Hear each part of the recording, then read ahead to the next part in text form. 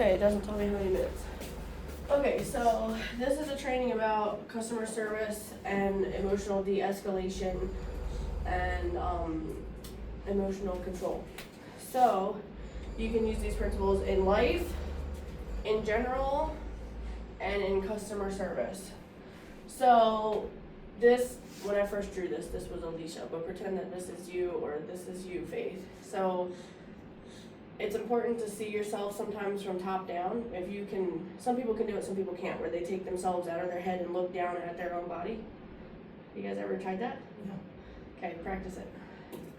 Just visualize it. Okay, so you're at your desk, right? This you in your bubble. You are very happy to be at work. You love it at Utah Mechanical Systems. And so you're in your bubble. You got your good vibes going. Everything is good. You're doing your job. Everything's going smoothly. Viewing yourself this way is a trick that you can use to detach yourself emotionally from a situation. So I'll go over another trick to kind of bring your emotions down if you notice you're getting too heightened.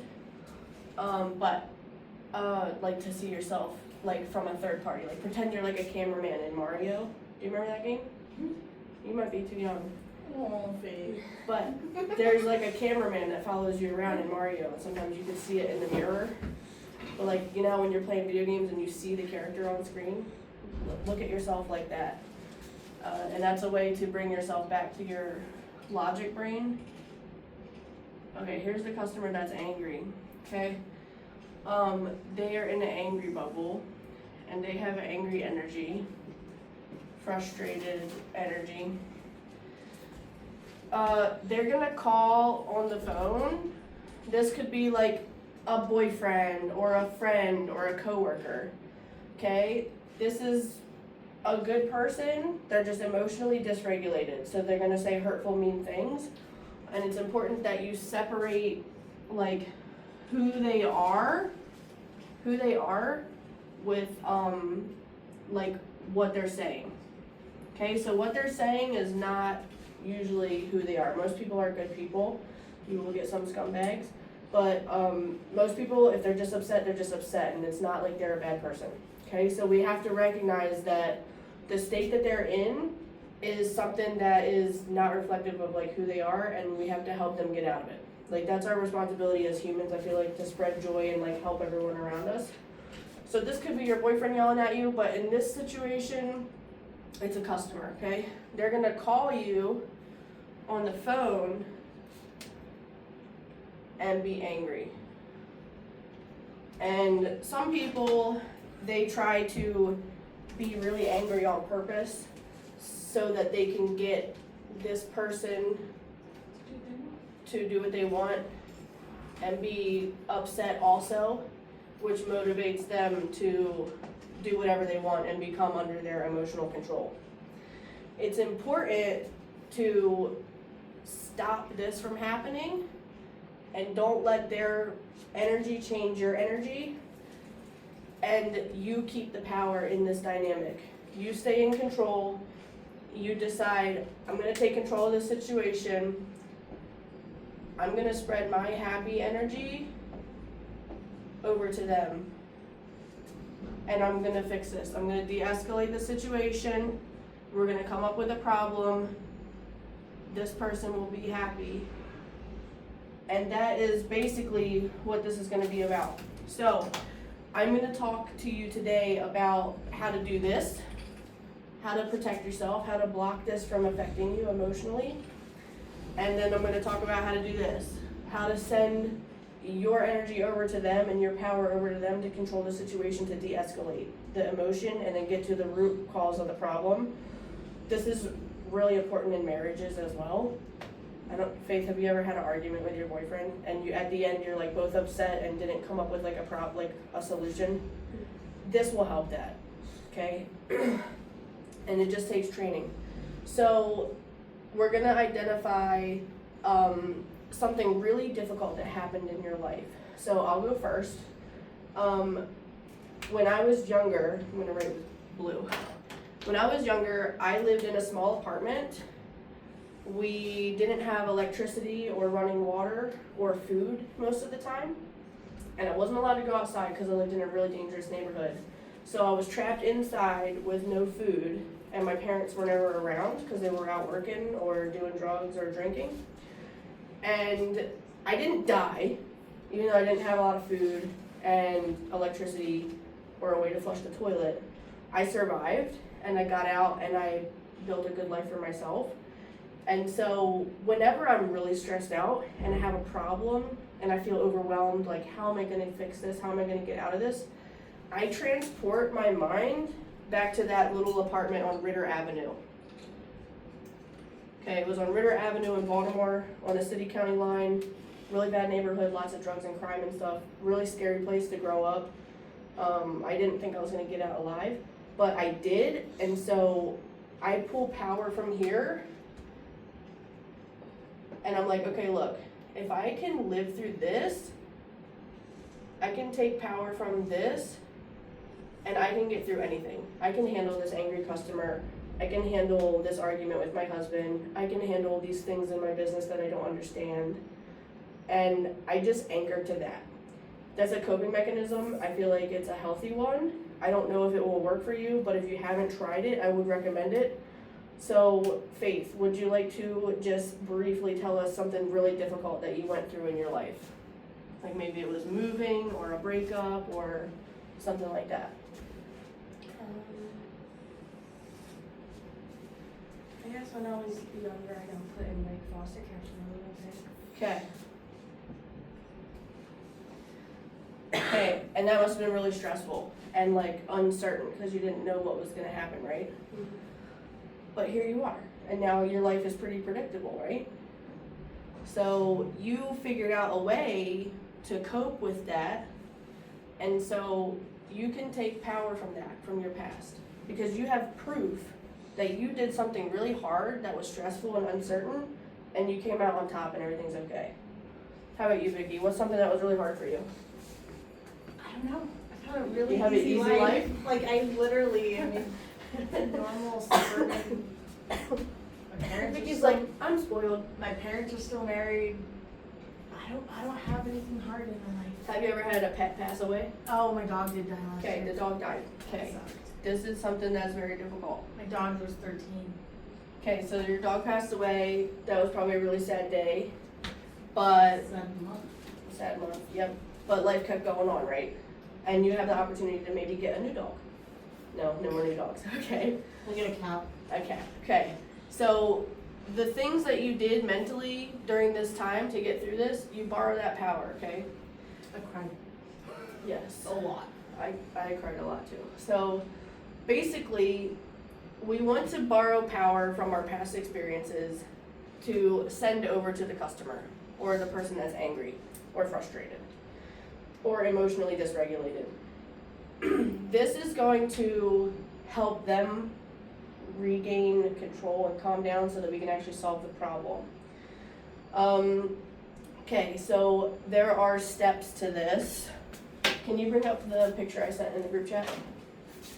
Let me think if there's something else I have to do on this part. Okay, I'll go over the magic trigger first. So when you encounter someone that's angry, Do you want to see it? yeah, in a second, you can just pull it up. There is a magic hidden trigger that you need to activate to stay in control. How do I spell trigger? Okay. I think I'm good with that. Wait, yeah, okay, sweet. Okay, as soon as someone is angry and upset and emotions are escalating, get in the habit of triggering this. Remember to do this. When someone is like that, they might not be trying to, but you will get affected because you are also a human and you will go into your emotional escalation side of your brain also, which is, I think, the right side of the brain. I forget. But you can't fix anything or understand things or solve any problems when you're over here. You have to get your brain over here. So the first thing you need to do is something physical with your body. And the reason is because when someone is attacking you or they're escalated and you're picking up on their energy, you also become escalated and you get fight or flight. Your body is interpreting a threat and usually in like an office setting or sometimes at home, you're not physically in danger, like a lion isn't coming after you, but your body has evolved to be able to fight, run away, or freeze to withstand a threat. And you might feel like a tightness in your chest, or your fingers and your toes go numb, or you get tunnel vision, or you feel really shaky when you get anxiety. Have you guys ever felt that? Sometimes just talking about it will make you feel it. That's how sensitive your body is. Like if you start thinking about a time you were anxious, you'll just start getting anxious again. And what you need to do to get rid of the anxiety so that you can come back to the control side of your brain, the logic side, and control the situation is you need a physical discharge of energy. Okay, so physical discharge, fight or flight, right? So when you're in the office, it's really hard because you're sitting at your desk and the customer's yelling at you and you can't really just go run a lap. So what you can do is you can push your hands together really hard like this. You need to create some sort of muscle tension that involves both sides of your body. You want to do some sort of physical movement that crosses the midline of your body because that will get you back into the logic side and in control and release the energy from the anxiety. You can tighten up your right foot and push your toes to the floor, tighten up your left foot and push your toes to the floor and go back and forth. Like while the customer or someone is like laying into you, like your technician was late, they got the wrong water heater, you're like, okay, I'm gonna control myself while they're telling me what's going on before it's my turn to talk. That way I'm in control of what comes out of my mouth. Because I'm guilty of this too. I usually will say something really emotional, I'll get defensive. I'll be like, well, it's not his fault he was late, he was this and that. And that's not the way we need to be as a business. And that's not helpful to a situation like in real life if you're having an argument with your husband or your kids or something. So that's another way. You can like tap your right hand, tap your left hand. You can like push the wall like this. So if you're at your desk, just like push the wall, like switch hands like this. You can push your desk. Something that's physical resistance. The stress ball is good, switch hands. But you want to do something physical that is like both sides of your body, like that. After an interaction where the customer's angry, going for a walk, put your phone down and go for a walk, like a walk where you're like actually naturally swinging your arms. That will help get the energy out. And then you're back into your logical brain. So that is the first step. The customer doesn't see that, but that lays the foundation to be able to do the 4 steps that we need to do to get the customer through this frustrating time. So the customer is not thinking straight. They are dysregulated. They're angry. Okay? Imagine they're like running on a track like this. They're on the angry track, okay? Like on a football field, like a track. There are certain obstacles that they need to get over in their mind in order to get to the other side of the problem or to be happy again. This is how you turn 1-star reviews into 5-star reviews. So we want them over here, okay? This is step number 1, this is step number 2, this is step number 3, this is step number 4, and this is the end result. Here's the angry customer. They are very upset. They have no idea how to get to here. That's why they're calling us. They need help. There's something is wrong. And they're confused or upset or something. Okay, open that back up. That's where I need this part. Okie dokie artichoke. Okay, the first step is to validate / affirm. Okay, so this is not like admitting fault. Okay, because sometimes we didn't do anything wrong. They just might just be mad because of something else. But it's important, if we did do something wrong, we need to own up to it. And I'll show you healthy ways to do that. Okay. Clarify and resolve. Okay. Yep, there's that. Okay. Has anyone heard the customer is always right? Have you guys ever heard that? It's kind of stupid, right? So stupid. It's so stupid because the customer is not always right. Because the customer doesn't know our systems, our processes, our policies. But I used to think like that until literally yesterday I had an epiphany. It's not about them being right in general, it's about their perspective. So they are right to themselves because they only see what they see. So if I put on red glasses that tint everything red, and I go outside and look at the sky and the sky is red, I might freak out and be like, oh my god, the sky is falling, the world is ending, there's fire in the sky. And I'm talking to Zach and he's like, you're an idiot, the sky's not falling, everything's fine, take off the glasses. Okay, this step here is taking off the glasses. Okay, but when they're emotionally heightened, they can't. We had to help them. So in that situation, when I have the red glasses on, I'm right. I see the sky is red. To me, that's right. That's my reality. And it's not our job to, like, tell them they're wrong at first. That's down here when we're doing clarity and resolution, to give them clarity, basically. And if we end up trying to make it into a struggle of, like, let me tell you all the reasons why you're wrong and why I'm right, that's like way over here on logic side. The customer is still going to be stuck over here. They're not going to make it over here.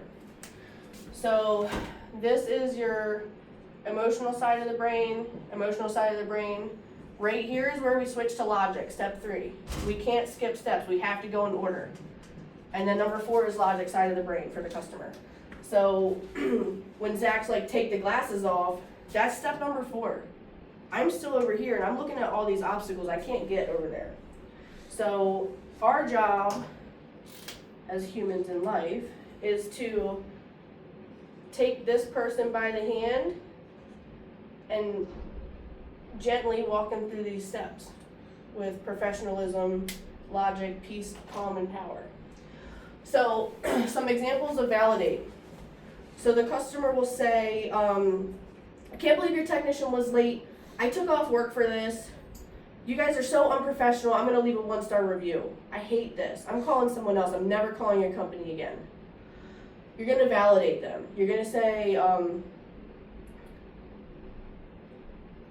where's my ChatGPT? I have a script for this. You say, I understand why you would be frustrated. I don't have viewers on my phone. It's okay. You would say, I understand why that would be frustrating. I understand why that would be frustrating. The technician was late. So validate their concern. The technician was late. That must have been really inconvenient for you. There's different ways to say this. I'll send you guys different script examples. And the same thing with marriage. If your husband's like, you didn't back me up in there. That guy was taking advantage of us, or you didn't back me up in that conversation. You validate him. Like, I understand that you felt like you weren't backed up, or you felt this way. I understand that. So just give it to them, okay? You're giving them a little bit of power. You're in control. You're still the one with all the power. You're just lending some to them and saying, look, I understand that you feel this way. It's totally justifiable that you feel that way. Then you're going to empathize. You're going to say, so this is basically like naming the problem, or naming their experience. So they're telling you, I'm experiencing that the world is on fire. Yes, I see that. I can see that the world is on fire right now. And then you're going to empathize. This is where you're going to say, anyone in your shoes would feel that same way. I would feel the same way if I was experiencing that as well. I totally understand where you're coming from because I have kids at home too. I totally get it. It's really hard to take off work. My boss wouldn't have been happy if I had to take a second day also. You empathize and you can relate. When you're relating, you want to make sure you're not combative. Like, well, I have kids too. I have a job too. You don't say it like that. You say, I totally get it, because if my kids went without hot water for 3 days, they would probably be really frustrated, or not be able to sleep or whatever, or hot, a furnace or whatever.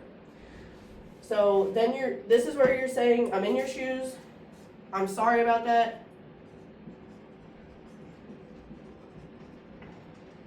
This is where you say sorry. If it's not something that there's some things you shouldn't say sorry for, like you should never apologize for the price. At that point, you just say, unfortunately, that's just how much we have to charge to get the job done right. That's different for price, if they're angry at the price, because they always have the option to go to someone else that's cheaper. You would say sorry for like, I'm sorry the technician was late. This is something that we're gonna work on. Your feedback is really important to us, and we're gonna do a training in the office to make sure it never happens again. Say stuff like that. Okay, so I'm gonna just go through this and then I'll introduce clarity. I'm really upset that your technician was late today. This is unacceptable. I took off work for this. I'm gonna have to take another day if we reschedule. I understand that this is frustrating for you and that the technician was late. That's unacceptable. Anyone in your position would be frustrated, and I totally get it. I'm sorry about that. Let me slow this down and make sure I understand the real problem. Let me just repeat this back so I know what the actual issue is. Let me just clarify a few things first so I understand how we can get this fixed. I'm here to help you solve this. I just need to understand everything first before we move forward. This is where it switches to logic. They heard you say, okay, she understands my problem, she can totally feel how I feel, and she named a few of my pain points, like my kids are cold at night, my boss is gonna be mad I have to take another day.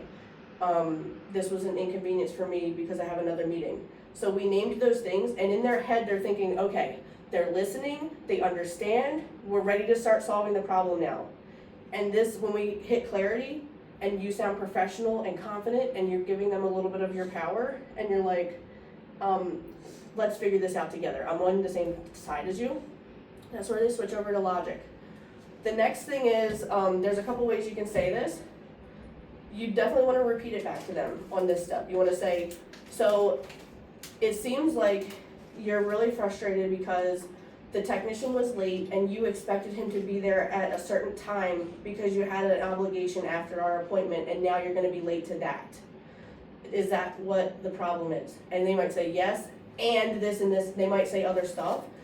Just repeat it back to them. Like, I understand that now you're going to have to request another day off with your boss, and that doesn't look good at work, and it can hurt your reputation for your work ethic. That must be really scary.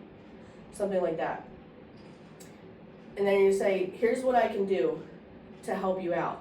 Or if you're open to some options, I have a couple things that I can do to help you out. So in a relationship, you would do the same thing. So maybe your husband is upset that you drove the wrong way somewhere and it took longer to get there. And he's in a hurry or he's hungry or something. I can't believe you would drive this way. I told you to go the other way. I understand you wanted me to go the other way. Anyone in your shoes that's hungry like you would feel the same way. I'm not saying that that's wrong. I get why you're frustrated. I like driving my way too. So for next time, let me understand you, or say, so you expected me to drive on Washington Boulevard instead of Harrison to get there faster, right? Okay, here's what we're gonna do next time. Next time we're gonna go to this restaurant, we'll take Harrison. These are steps that have to happen in the mind. The person that is emotionally dysregulated, or what is it called? Dysfunctioned? I forget. The person that's emotionally escalated, they have to hit these spots in their mind to come from emotional to logical to solve the problem. So a trigger word for this is options. If you tell the customer, we have some options to get this fixed for you today, are you open to hearing that? Then they're back into logic. Now you're back in, you're solving the problem. Look, I can send the technician back right away. I can send you an Amazon gift card. I can give you a free service. I can do these things. These are my solutions I have for you to make it feel better, or this is how I can actually solve the problem. And then you let them know this will never happen again. These are the steps we're gonna do to make sure it never happens again. So you'll say, like, we're gonna train the technicians to make sure that they communicate if they're running a little bit late. We're gonna make sure that our arrival window policy is communicated better before the appointment gets booked next time. So this will never happen again. Next time, you will have clear expectations of when the technician should arrive. And then that's basically the resolution. What questions do you guys have? Okay. Faith, you want to practice saying something? You just repeat after me. Let me think of an example. I don't think you'll ever deal with an angry customer, but this is good practice. I can't believe your technician was late. This is really frustrating for me. Now you say, I understand that's really frustrating that the technician was late. I understand it's really frustrating that the technician was late. Anyone in your position would be frustrated too. Anyone in your position would be frustrated too. Just so I understand, you feel inconvenienced because the technician was not on time today. Just so I understand, you feel inconvenienced because the technician was not on time today. I have a couple of options here that we can fix this moving forward. I have a couple of options that we can fix this moving forward. Perfect. It's good to practice out loud. So I'll send you guys a video with like a couple of like one-liners that you can memorize, stuff like that. Like, I have a couple of options. I understand you're frustrated. Let me just read this back to you so I understand. And they're short little sentences that you can practice, and you can flip it for like relationships and stuff too. And I think it will help. I think it helps to compartmentalize it into the 4 steps, because sometimes when we get triggered, we kind of jumble these up and go out of order. We jump to clarifying. Nope, that's not what happened. Yeah. So like I did the same thing. So the customer was angry because we had the wrong type of equipment, and it should have got checked at the supply house, but I didn't know that. I thought that there was no way to know that until like halfway through the job, and so I justified it to them. I was like, well, there's no way he would have known that that was the wrong thing until he got to that step of the installation. And now I'm telling the customer, you're wrong to be angry, I'm right. That makes them more angry. So even if it is technically right, like even if there is sometimes no way to avoid these things, you just say, I understand you're frustrated because we realized too late that it was the wrong type of equipment and we had to go back to get a return. Anyone in your situation with 3 kids at home that haven't taken a bath in 4 days would be upset too. Just so I understand, you're frustrated because we had the wrong type of equipment and we had to go back and this delayed your project. I have a couple of options that we can do to fix this. And I feel like just going through that, you can like feel the energy going down. Okay, that's all the training was. I will send you guys a list of the physical triggers that you can do to help reset your body and keep your power inside of your bubble, and not also become emotionally unregulated during a conflict. And then also send you a video of some things. Did you send those this morning? I sent a video of the script. I thought you sent one